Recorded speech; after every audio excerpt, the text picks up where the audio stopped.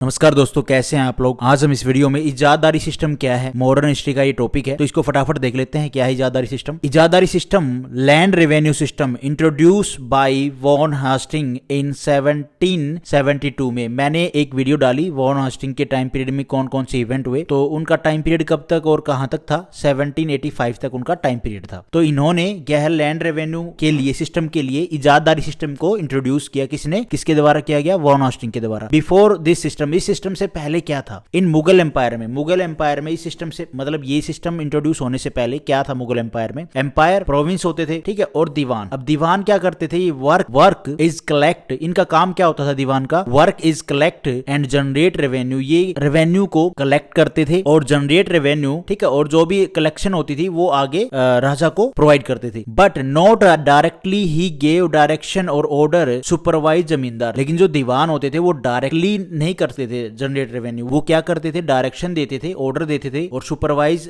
करते थे। किसको? जमींदार को। जो जमींदार होते थे उनको क्या है, ऑर्डर्स देते थे। ऐसा नहीं है दीवान जा जाके ही जो सारा रेवेन्यू कलेक्शन है वो खुद करते थे, नहीं, वो ऑर्डर देते थे जमींदार को। वो जमींदार जो पीजेंट्स हैं उनसे कलेक्ट करके सारा रेवेन्यू वो फिर दीवान को देते थे। अब देखो प्रोविंस में क्या है, प्रोविंस में क्या है? जमींदार, ये जमींदार हो गए। और जमींदार के अंडर में क्या है, जैसे मान लो 2 या 3 गांव हैं, तो वहां पे क्या है, जितने भी पीजेंट्स हैं, मतलब जितने भी वर्कर हैं जिनका भाई लैंड के ऊपर काम कर रहे हैं, अलग अलग तरह के जो भी काम कर रहे हैं, वहां से रेवेन्यू कलेक्ट करना। जमींदार क्या करते थे? Get some fix amount from revenue, ठीक है, वो जो फिक्स अमाउंट ऑफ रेवेन्यू है वो कलेक्ट करते थे। एंड लेफ्ट अमाउंट जो बच जाती थी, मान लो किसी जो पीजेंट है उसके यहाँ से 3 या 4 बोरी गेहूं होता है, तो वहां से उनसे जो फिक्स है, मतलब फिक्स मान लो 3 बोरी फिक्स है गेहूं की, तो वो कलेक्ट करी और जो बाकी बच गई वो छोड़ देते थे। And left amount send to diwan, मतलब ऐसा है ना, get some fix amount from revenue, और जो फिक्स अमाउंट है रेवेन्यू की, ये मान लो पीजेंट का खेत है तो यहाँ से 3 बोरी या 4 बोरी लगा लेते हैं,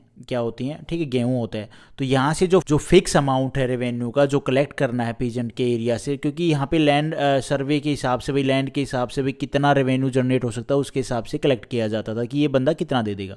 तो 4 बोरी हुई, तो 4 बोरी में से 3 बोरी क्या है, वो चला गया भाई राजा के लिए, मतलब एम्पायर के लिए, जो रेवेन्यू कलेक्ट किया जा रहा है दीवान के थ्रू, तो वो चला गया, और जो बाकी बच गया वो इसके पास रह जाएगा। Diwan collect amount provide to send to Mughal empire treasury, जो भी कलेक्ट किया है वो मुगल एम्पायर ट्रेजरी में चला जाता था। जो बाकी बच गया ना, जो 1 बोरी, उसमें से भी क्या है, ये जो जमींदार थे ये रख लेते थे, थोड़ा बहुत ही बचता था इन पीजेंट्स के लिए। After the battle of Buxar, battle of Buxar कब हुई? 1764 में। इसके ऊपर मैंने वीडियो नहीं बनाई है, लेकिन इससे पहले जो 2 वीडियो डली है उसमें मैंने आपको बताया बैटल ऑफ बक्सर किस रीजन से हुई, और बैटल ऑफ प्लासी और बैटल ऑफ वांडीवास, ये तीनों इवेंट हो चुके हैं। बैटल ऑफ वांडीवास कब है? 61 में, बैटल ऑफ प्लासी 57 में, 1757 में, 1761 में, और बैटल ऑफ बक्सर 1764 में। East India company, battle of Buxar के बाद क्या होता है? East India company get the grant of Deewani, east India company को ग्रांट मिलता है दीवानी का, राइट ऑफ रेवेन्यू कलेक्शन, क्योंकि ये यहाँ पे इस बैटल के बाद इनको राइट मिल जाता है रेवेन्यू कलेक्शन का। कौन कौन से एरिया के? Bengal, Bihar, Orissa, from the Mughal empire Shah Alam II से इनको, इन एरिया का, बंगाल बिहार वाला जो ये एरिया है ना, उड़ीसा वाला, क्योंकि ये काफी फर्टाइल एरिया था, यहाँ पे अच्छा खासा रेवेन्यू जनरेट होता था, तो यहाँ से इनको, किसको? ब्रिटिश ईस्ट इंडिया कंपनी को राइट मिल जाता है रेवेन्यू कलेक्शन का इन 1765 में। और इसके रिटर्न में क्या होता है? देखो, ईस्ट इंडिया कंपनी को जब इन 3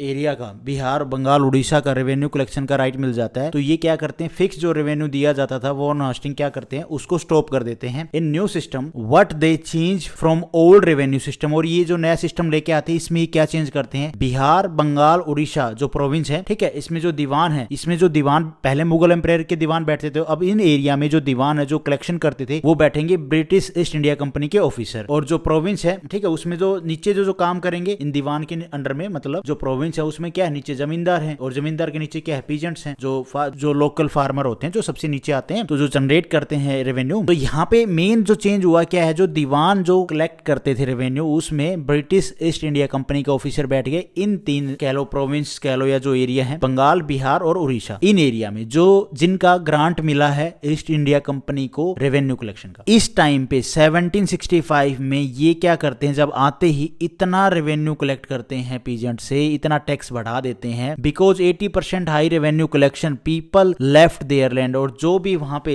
ये बिहार उड़ीसा में इतना ये क्या है बुरी तरह से टैक्स इंपोज करके लूट रहे थे, तो यहाँ के जो लोग हैं वो अपनी लैंड को छोड़ के, अपनी धरती को छोड़ के यहाँ से मूव ऑन करने लगे, मतलब दूसरी जगह जाने लगे। और इन्हीं रीजंस की वजह से ये जो काफी यहाँ पे इन्होंने पॉलिसी, मतलब हाई टैक्स कह सकते हैं, तो और जो लैंड है उसके लिए कुछ इंप्रूवमेंट के लिए कुछ ऐसे स्टेप नहीं लेना, बस पैसा निकालते रहो। तो इन चीजों की वजह से बंगाल में फैमिन आता है 1770 में। When diwani right under Mughal empire collection 75 lakh. और दीवानी राइट था, जब इजादारी सिस्टम से पहले क्या था, दीवानी राइट था, तो मुगल एम्पायर के अंडर में तो कलेक्शन कितना था, 75 लाख। और जब ब्रिटिश ईस्ट इंडिया कंपनी के अंडर में ये तीन एरिया आते हैं, बंगाल, बिहार, उड़ीसा, तो इनका जो दीवानी राइट है, जो रेवेन्यू कलेक्शन है, वो कितना हो जाता है देख लो, आते ही 150 लाख। तो यहाँ पे क्या है, कितना बढ़ा दिया इन्होंने टैक्स, कितना ज्यादा कर दिया, जिसकी वजह से फेमिन आता है बंगाल में 1770 में। अब पॉइंट ये है कि जो ये इतना टैक्स कलेक्ट कर रहे हैं, तो इससे प्रॉफिट किसको हो रहा है, who got profit during the time east India company, जब इनके पास राइट है, ग्रांट है इस एरिया से, बंगाल, बिहार, उड़ीसा से रेवेन्यू कलेक्शन का, तो सबसे ज्यादा प्रॉफिट किसको हो रहा है, फेमिन आता है 1770 में। ईस्ट इंडिया जो कंपनी के ऑफिसर हैं, दीवानी जिसको हम बोलते हैं, मुगल एम्पायर के अंडर में दीवानी थे, और ब्रिटिश ईस्ट इंडिया कंपनी। अब यहाँ पे तीन मेन रोल हैं, फेमिन आता है, ठीक है, और जो ऑफिसर हैं वो, और east India company. Officer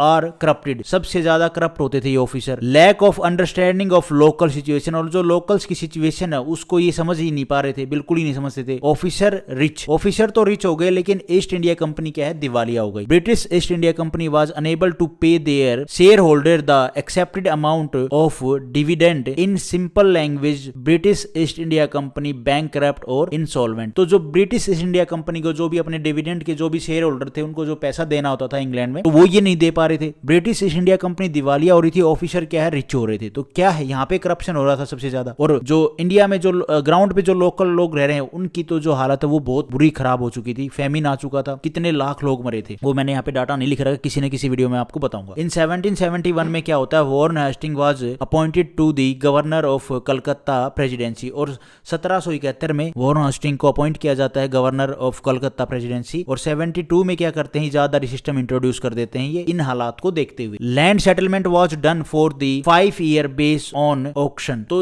land settlement है वो उसको क्या है 5 ईयर के लिए कर दिया है, कि 5 ईयर के लिए हिसाब से जो भी सेटलमेंट होगी, मतलब जो भी टैक्स इंपोज किया जाएगा वो 5 ईयर के लिए होगा ऑक्शन के हिसाब से, कि भाई कौन कितना ज्यादा टैक्स देगा। अब वो आगे मैं बताऊंगा आपको कैसे। Right of collection revenue of a particular area was auction to the highest bidder. जो हाईएस्ट बीडर लगाएगा, मान लो ये एक खेत लगा लो, या कोई भी मतलब 4-5 मरला की कोई जमीन लगा लो, या बड़ा सा कुछ एरिया लगा लो जहां पे फसल होनी है, खेती होनी है, तो इस एरिया के लिए क्या है, बीडर आएंगे। यहां से मैं आपको 4 बोरी अनाज पैदावार करके दूंगा, या 5 बोरी करके दूंगा, 6 बोरी करके दूंगा, ऐसे करके जो बीडर है, जो हाईएस्ट बोरी लगाएगा, उसको ईस्ट इंडिया कंपनी क्या है, उस एरिया का प्रोड्यूसर बना देगी। मतलब वो उस एरिया, वो जो लैंड है वो उसको दे देगी कि भैया आप हमें ये रेवेन्यू कलेक्ट करके या रेवेन्यू जनरेट करके दीजिए। ऐसे बीडिंग होती थी, सिंपल सी बात है। ऑक्शन में जो हाईएस्ट बीडर होगा उस एरिया, उस जमीन के लिए, उसको वो जमीन मिल जाती थी। Also called 5 year settlement. और ये जो 5 ईयर सेटलमेंट थी ये फेल्ड भी हो गई आफ्टर चेंज एनुअल सेटलमेंट। और जो इसके बाद जो चेंज किया गया एनुअल सेटलमेंट के लिए साल की प्रकृति, ये तो 5 साल के लिए थी, ये फिर 1 साल के लिए कर दी, ये भी फेल हो जाती है। इसका रीजन ये था कि